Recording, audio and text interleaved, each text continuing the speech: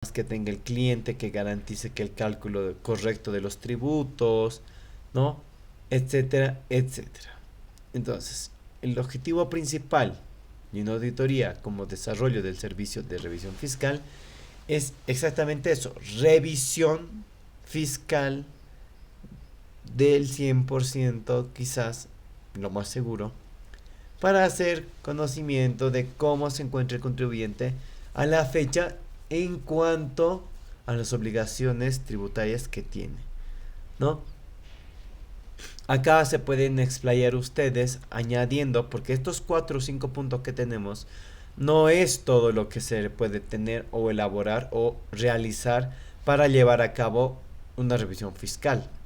Acá sí ustedes se pueden explayar bastante, pero les voy a pedir que para el examen de las Olimpiadas sean más concretos o al menos coloquen las partes más significativas o importantes para poder llevar a cabo un tipo de revisión fiscal. Como ustedes pueden ver resaltado con verde, me hace mención a muchas cosas, cálculos de conceptos impositivos, base imponible, cuotas, deducciones, bonificaciones. Y así podemos seguir. Es por eso que yo les voy a pedir que, según su criterio, coloquen lo más importante, ¿no? En cuanto a una revisión fiscal desde su punto de vista, obviamente, ¿no? Porque una revisión fiscal abarca todas las obligaciones tributarias. Entonces, quiero ver de cada uno de ustedes cuál es su criterio para una revisión fiscal del 100%, que es lo más importante del área impositivo. ¿Ok? Muy bien. Acá tienen varios puntos, varias ideas, pero obviamente en su conocimiento yo sé que estos se van a explayar.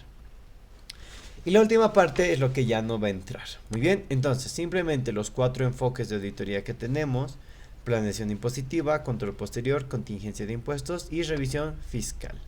Nada más. Olvídense del último punto. Olvídense de una parte práctica. Simplemente en forma teórica va a ser todo. ¿Ok? Esta es la parte teórica del examen en pocas palabras. Muy bien. ¿Existe alguna duda, consulta hasta acá respecto al capítulo número 3? Solo va a entrar esa parte.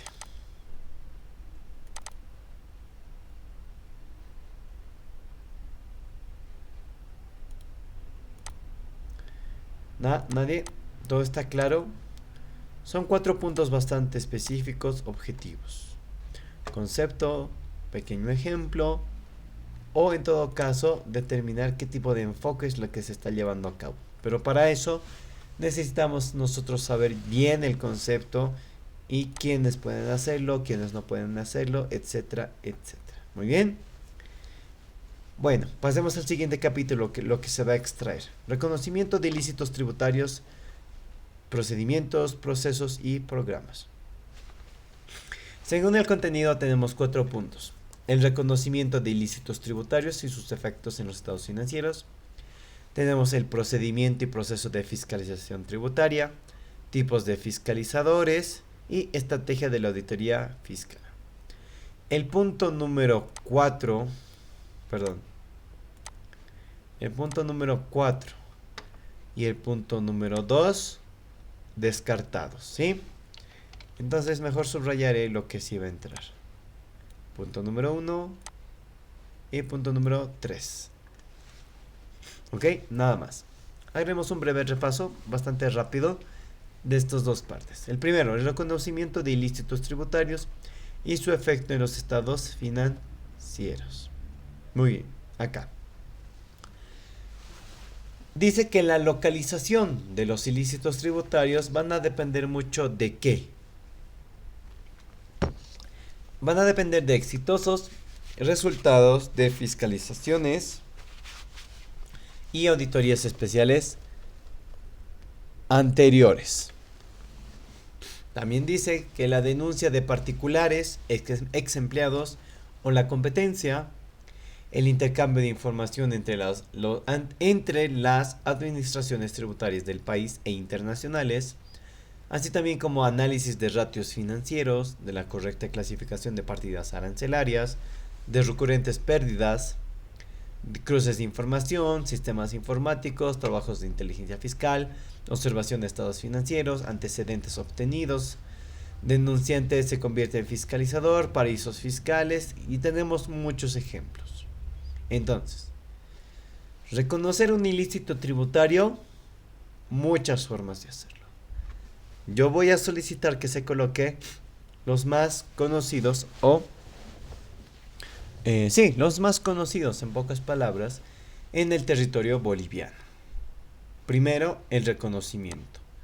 Después vamos a ver los efectos en los estados financieros. Muy bien. Entonces, en el reconocimiento de ilícitos tributarios dentro del territorio boliviano, voy a solicitar que se mencionen solo 3. Pero 3 de los más conocidos. Y obviamente este examen tiene una resolución, ¿verdad? Entonces, bajo ese criterio que les acabo de decir de los más conocidos, es que se va a llevar a cabo la ponderación correcta de la respuesta de estas preguntas. Bien, porque si ustedes se dan cuenta, si yo les solicito todas, son más de 10. Y llegado el momento del examen, quién sabe si se acordarán los 10, ¿verdad? Entonces, los más conocidos los vemos en noticias, los vemos en el diario Vivir. No tenemos un conocido, un amigo que tiene algún comercio, lo ha hecho un comentario. En clases con la licenciada también han debido ver tal vez un ejemplo o casos de la vida real, etcétera, etcétera. Muy bien. Entonces, sigamos. Casos de la vida real. Muy bien. No se les va a solicitar ningún recurso de alzada, obviamente. No se les va a solicitar nada respecto a los recursos administrativos, jerárquicos, recursos de alzada. Muy bien. Entonces esta parte nos saltamos. Lo que sí vamos a rescatar es el efecto en los estados financieros. Nosotros conocemos cuáles son los estados financieros, conocemos cuántos son, conocemos qué información va dentro de cada uno de estos estados financieros. Así que se va a colocar posiblemente un caso práctico, teórico obviamente, nada numérico, en el que se explique un pequeño enunciado de un caso en los que ustedes tendrán que colocar quizás el efecto en los estados financieros o en qué estados financieros habría repercusiones según el impuesto observado, como lo pueden ver acá. Entonces, posiblemente ustedes vean acá impuestos observados, qué ilícitos tributarios se cometió y ustedes tienen que determinar en cuál de los estados financieros existen repercusiones y mencionar un pequeño ejemplo de cómo podría darse ese ejemplo, porque no solo es mencionarlo, también es saber cómo puede repercutir en la vida real este tipo de efecto, un efecto dominó, por así decirlo. Muy bien, repito, va a haber un impuesto o impuestos, va a haber los ilícitos y ustedes tienen que determinar los efectos y cómo, qué cuentas estarían de por medio dependiendo el estado financiero que ustedes mencionen. Porque la nomenclatura de cuentas ya la conocemos todos a quinto año. Ya lo sabemos de memoria. Muy bien. Entonces, ahí ya saben qué más va a entrar. Después nos saltamos esta parte. El procedimiento de fiscalización también nos saltamos. No lo vamos a ver. Lo que sí vamos a ver es la parte de la fiscalización. Preguntas sencillas y claras. ¿Qué es fiscalizar? ¿Quién realiza la fiscalización? ¿Qué es una fiscalización? ¿Y qué documentos sustentan el procedimiento de una fiscalización? Si se dan cuenta, lo último tiene muchos documentos que respaldan, ¿verdad? Solo voy a pedir que se mencionen, pues, una cantidad alta, porque obviamente son muchos. No voy a pedir solo 2, 3, tal vez pida 5. ¿Ok? Ya lo tienen allí entonces. El proceso de fiscalización no lo vamos a ver porque el tiempo es bastante corto y no va a dar tiempo para poder, pues, analizar, ni revisar, ni mucho menos graficar. ¿Ok? Entonces, el tipo de fiscalizaciones, eso sí vamos a ver, simplemente son 4. Tienen acá el inciso A, el inciso B, el inciso C y el inciso D. Y también se les va a pedir un pequeño concepto de qué es ese tipo de fiscalización. ¿Ok? Muy bien. Lo demás no lo vamos a ver, no lo vamos a ver y no lo vamos a ver más. Sí, porque no va a alcanzar el tiempo para que ustedes puedan ver o poder reflejar un caso de la vida real o los procedimientos. El tiempo es bastante corto, en verdad, ¿sí? Muy bien. Entonces, ¿existe alguna duda, consulta respecto al capítulo número 4? No sé si han escrito, no creo que hayan escrito, no escribieron. Muy bien. Entonces, respecto al tema número 4. ¿Existe alguna duda, consulta que tengan? ¿Está todo claro?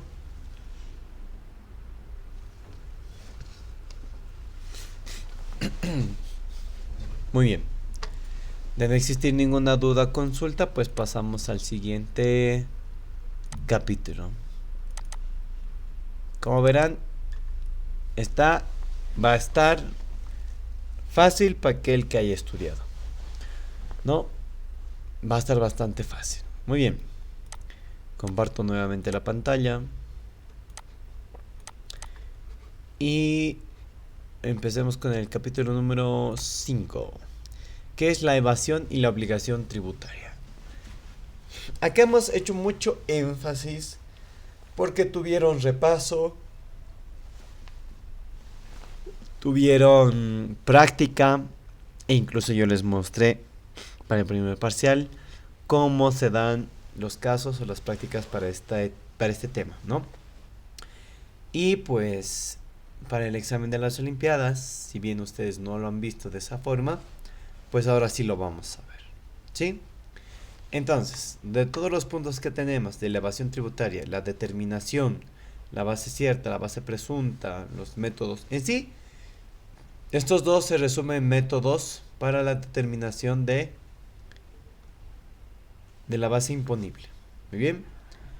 Entonces, y los casos prácticos, obviamente, que en realidad son más de designación de qué método se va a aplicar, ¿no? Entonces, la evasión y obligación tributaria, ¿qué es? Va a ser una de las preguntas que se va a solicitar. La evasión tributaria, ¿qué es? Y acá tenemos algo más. Tipos de evasión. Esto no va a entrar. Tamaño de la empresa no va a entrar. Causas no va a entrar. Lo que sí va a entrar es esta parte de acá. ¿Dónde está? Aquí está. Artículo 43, sección 4. Métodos de la determinación de la base imponible. Y esto ya se lo deben de saber de memoria. Son 3. Base cierta, base presunta y cuando la ley encomiende. Pero posiblemente no se les pida el concepto. Posiblemente les pida que ustedes coloquen cuál de los 3 métodos se debe aplicar en diferentes sucesos hechos. Ustedes recordarán que cuando avanzamos este tema les había mostrado yo enunciados, para ser más claros, enunciados de ciertos eventos, sucesos, hechos de algunas empresas contribuyentes, ¿no? Y que nosotros debíamos determinar cuál de estos 3 métodos se aplica, ¿verdad? Yo sé que lo recuerdo. Entonces, para ese caso, ustedes tienen que saber muy bien el concepto y cómo la administración tributaria llega a aplicar este tipo de metodologías, ¿no? Estos 3 tipos de métodos. Muy bien. Estudienlo bien, ténganlo bien en cuenta, estos tipos de bases, perdón, métodos, ¿no? Porque lo más seguro es que no se les pida el concepto, sino ustedes designen. Muy bien. Después, perdón, tenemos las circunstancias para la determinación sobre base presunta, que obviamente esto ya va detallando más sobre el primer método, ¿no? También tenemos un montón, desde la A hasta la H, ¿no? Que son ciertas, algunas circunstancias, eventos, sucesos, ¿no? Que se dan para una determinación sobre base presunta. Y aquí tienen diferentes tipos de ejemplos. Cuando hay registros, cuando no hay, cuando hay omisión, cuando no se cumple, cuando se altera la información, cuando existe existencia pero no hay en los registros contables, etcétera, etcétera. Tienen varios ejemplos.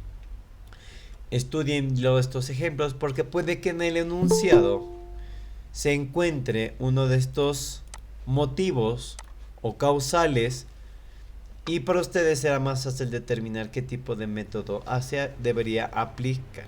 Muy bien, estudien todos estos tipos de causales, circunstancias. Luego tenemos medios de determinación sobre base presunta. Lo mismo.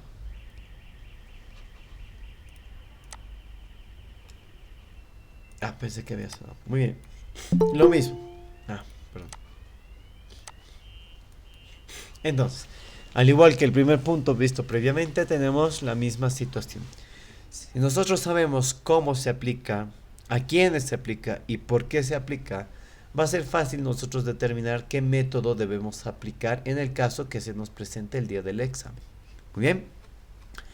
Luego, acá ya tenemos un ejemplo con números y demás, ¿no? Que esto ya sería más de la parte práctica.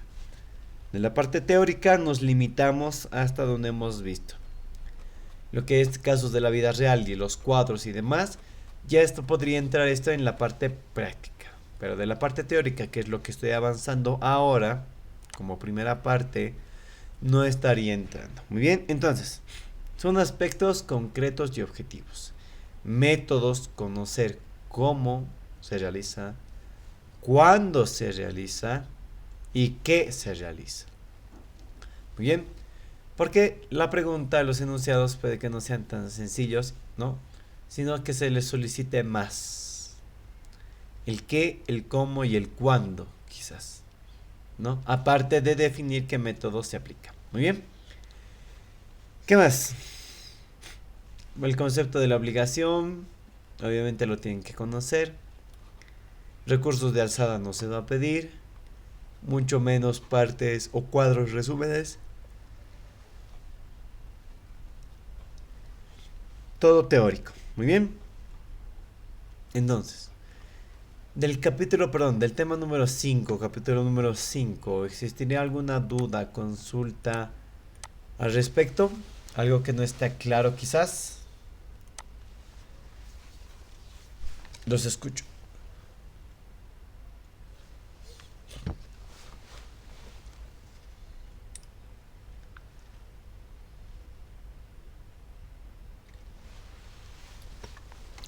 A ver, para ver. Paola Andrea Pacheco, ¿estás presente?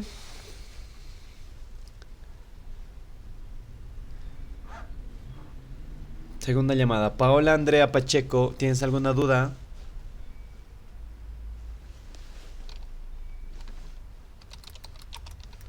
Muy bien.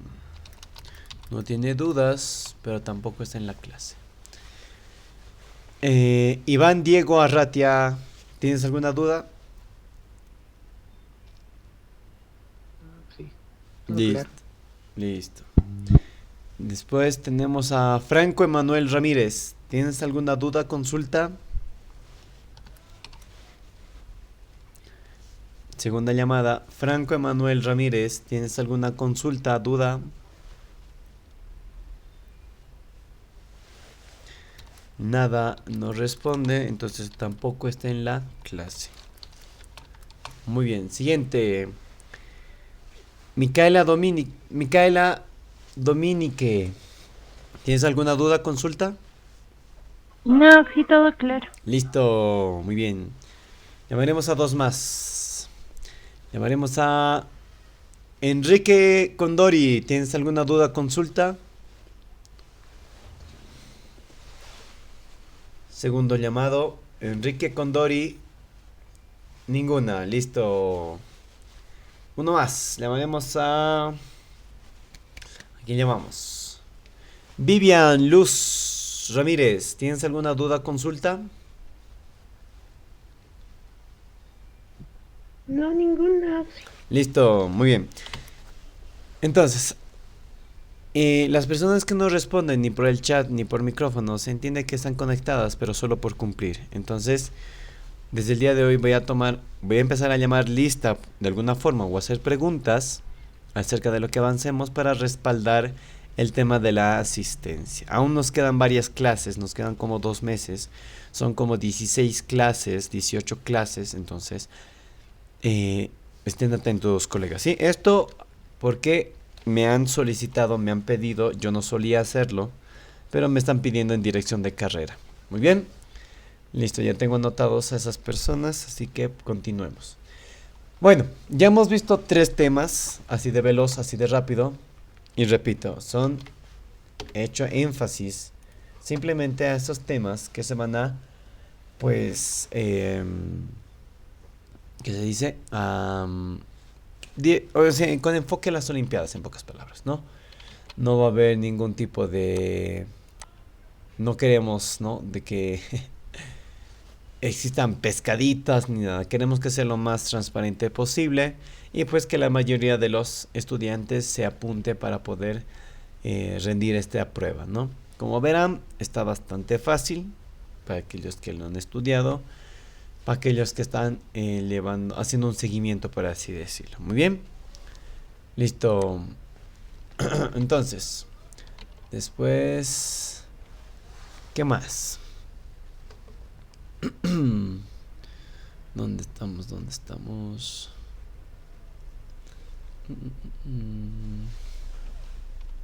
No encuentro. No, pues ya está. ¿Dónde estás? Para.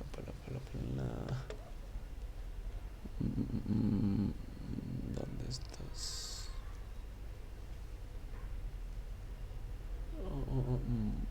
Aquí estás. Listo, muy bien. Sigamos con el capítulo siguiente, aunque ya se nos acorta un poco la clase. Hasta donde lleguemos. El capítulo número 6 nos saltamos, no va a entrar el examen. Muy bien. Directamente nos vamos al capítulo número 7. En el capítulo número 7 sí hace un poco más de énfasis, o es un poco más largo, pero vamos a tratar de abarcar hasta donde podamos, hasta donde el tiempo nos dé. Muy bien. El tema número 7 hace mención a lo que es la visión de la auditoría tributaria. Al ser este tema de la visión de la auditoría tributaria, sí se va a tomar un poco más de énfasis, porque es un tema que sí o sí necesitamos nosotros que sepan ustedes y tengan los conceptos claros sobre todo, ¿sí? Existen en esta visión de la auditoría tributaria enfoque de arriba hacia abajo, también existe el conocimiento del negocio y del criterio profesional y por último, una auditoría a medida. Lo vamos a ir viendo poco a poco a medida que vayamos avanzando, pero esto para hacerles recuerdo de que hablaba más o menos el tema. Entonces vamos, ¿el objetivo cuál es? Conocer la óptica de la auditoría tributaria. Muy bien. Como primer enfoque tenemos el enfoque empresarial, que dice que puede ser aplicado a empresas o entes que desarrollan todo tipo de actividad, cualquiera sea su tamaño, su magnitud, localizadas en cualquier lugar, sean organizaciones privadas, gubernamentales, que tengan fines de lucro, que no tengan fines de lucro, que mantengan sus registros contables mediante sistemas avanzados de computación o el método antiguo manual, simple, no importa.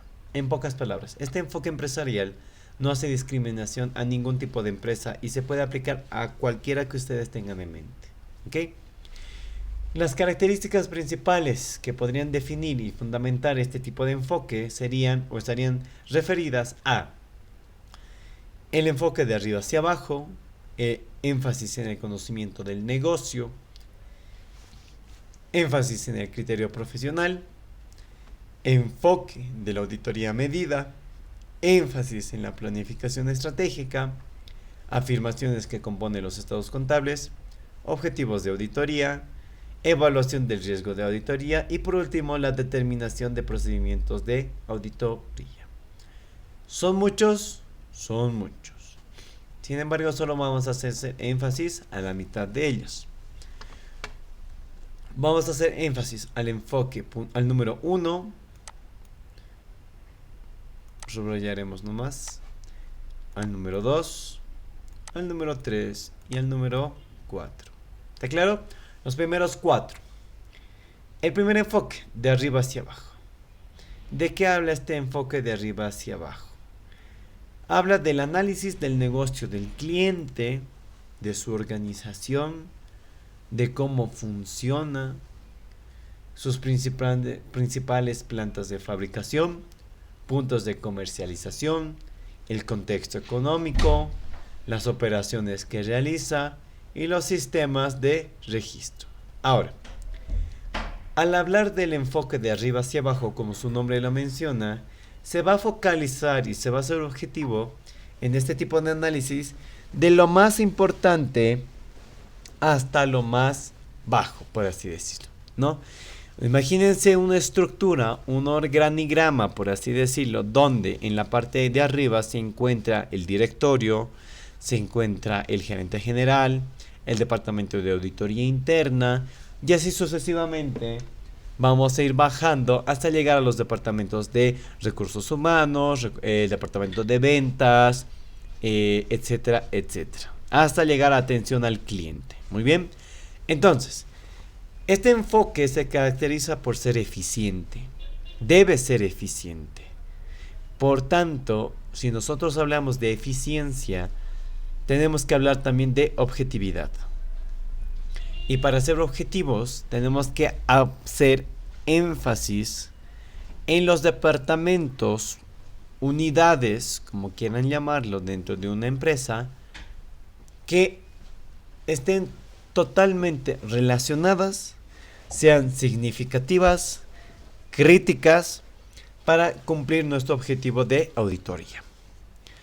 Por lo general, los departamentos que sí o sí conllevan una gran responsabilidad dentro de una auditoría, dependiendo del tipo de auditoría, en este caso financiera, pues se conversará con el departamento de ventas, inventario, gerente general, el encargado de los departamentos de venta, contabilidad y posiblemente auditoría interna. Pero si hablamos tal vez de una auditoría especial, es decir, una auditoría especial puede ser por alguna denuncia de los recursos que están siendo maltratados, un desvío de fondos, ¿no? Entonces abarcaremos tal vez el departamento de recursos humanos, que es quienes llevan la planilla tributaria, la planilla de sueldos y salarios, ¿no?, del ente. Y así podemos ir rescatando otros departamentos, asesoría legal posiblemente, porque ya puede tener indicios civiles, penales, ¿no? Entonces, a eso se refiere el enfoque de arriba hacia abajo. Según cuál sea el tipo de auditoría y lo que se deba obtener de esta auditoría, nosotros vamos a hacer énfasis en un trabajo eficiente, objetivo, de focalizar, ¿no?, y reducir los esfuerzos en otras áreas de menor interés. Vamos a abarcar aquellas áreas que tienen una relación directa, el 100%, significativos o críticos. Muy bien, en eso se resume el enfoque de arriba hacia abajo. El segundo, énfasis en el conocimiento del negocio. En el conocimiento del negocio, como su nombre lo dice, simplemente es el hecho de tener comprensión, conocimiento de cómo funciona el negocio, cómo está estructurado el negocio, cuáles son sus principales ingresos, sus gastos, sus costos, si tiene financiación de algún ente, cómo es su mercado, quiénes son sus principales clientes, la vulnerabilidad de la organización, las variables que existen para que pueda esta empresa surgir o también ir para abajo y aquella información indispensable que pueda contar la empresa, ya sean sistemas de información, inversiones en algunas otras empresas, transacciones en el extranjero, etcétera, etcétera. Entonces, para elaborar un adecuado procedimiento de auditoría, lo que nosotros primero tenemos que hacer es conocer a la empresa, de inicio a fin. Si bien vamos a hacer énfasis en algunos aspectos más que en otros, tiene que hacer también puntos o aspectos que puedan reflejarte a ti la situación patrimonial y financiera del ente. Y si hablamos de patrimonial y financiera, pues automáticamente estamos hablando. Si hablamos de la parte patrimonial, tenemos que saber cómo está estructurado el directorio, los accionistas. Tenemos que ver a cuánto ascienden los importes, ¿no? Ahora, si hablamos del área financiera, tenemos que saber sus ingresos, sus costos de fabricación, sus gastos, el mercado cómo se mueve, quiénes son mis principales clientes, mis principales proveedores, la vulnerabilidad que existe de mi empresa en el mercado frente a la competencia y todo aquello. Entonces, este énfasis en el conocimiento del negocio hace énfasis a todo lo mencionado. Muy bien. Entonces, esto ayuda ¿para qué?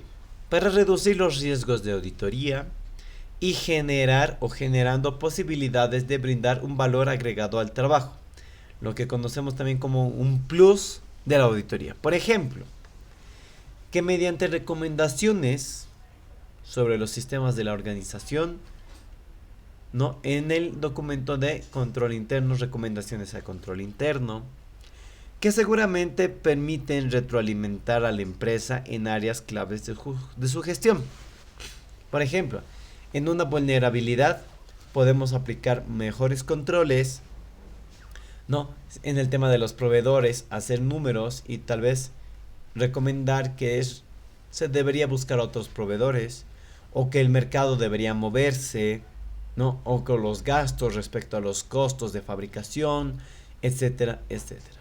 Pero todo eso, si yo no conozco, no puedo elaborar, no puedo recomendar en un informe de recomendaciones. Muy bien. Entonces, ya se nos hizo hora. Sin embargo, solo nos faltaría ver el punto número 3, el punto número 4 del tema número 7. Solamente se va a solicitar los primeros 4. Repito. Bien. Posiblemente se les pide el concepto o posiblemente que el concepto se vea reflejado en un ejemplo. Muy bien. O posiblemente, como en el tema anterior, que se les brinde un enunciado y ustedes determinen qué enfoque o hacer énfasis podría ser el que mejor se aplique a ese tipo de visión de auditoría tributaria. Muy bien. Entonces, ¿existe alguna duda, consulta de los primeros 2 enfoques? Mientras tanto voy a estar sacando captura de pantalla de los asistentes a la clase de hoy.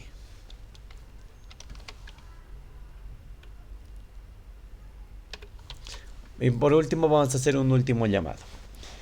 Jocelyn Calizaya, ¿tienes alguna duda, consulta acerca de los últimos 2 enfoques?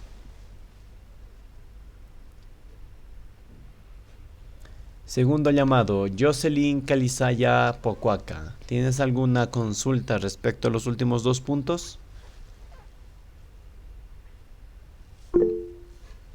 Te leo. Ninguna, listo. Ya estaba, casi. Carlos Freddy Ramos, ¿tienes alguna consulta? No, sí, se entendí todo. Listo, Carlos, perfecto. Y por último, a una señorita, vamos a buscar a Maylen Kisbert Calizaya. ¿Tienes alguna duda, consulta?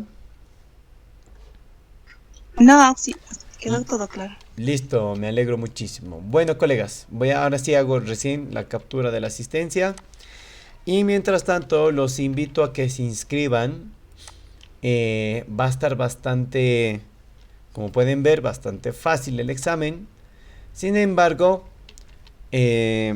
vamos a darle su complejidad al examen, que va a ser más que todo, como les digo, casos. Y ustedes van a tener que designar qué es lo que corresponde en el enunciado que se les coloque, ¿ok?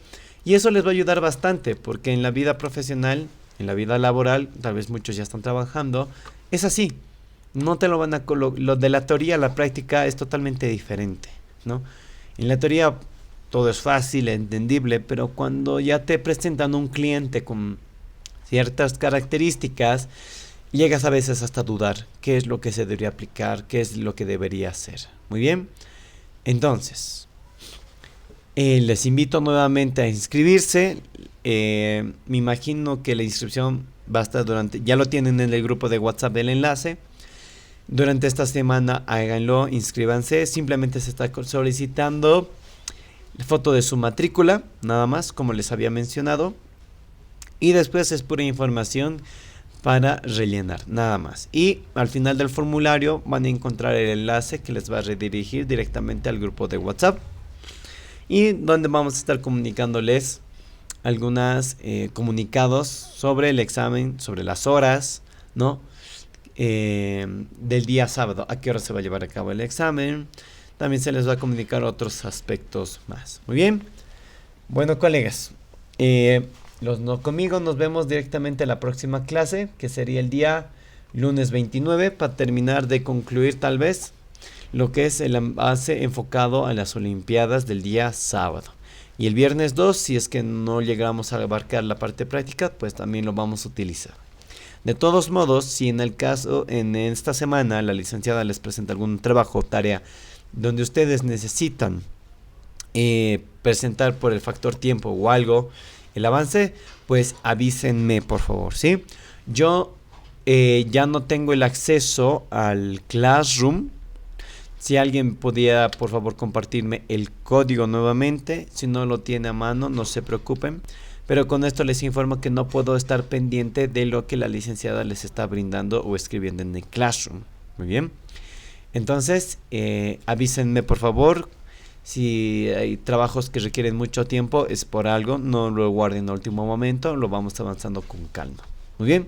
Bueno, colegas, conmigo hasta el día lunes. Que tengan un buen resto de semana. Y pues, cuídense mucho. Pueden retirarse, colegas. Hasta luego, Auxi. Hasta luego, Auxi. Hasta luego, colegas.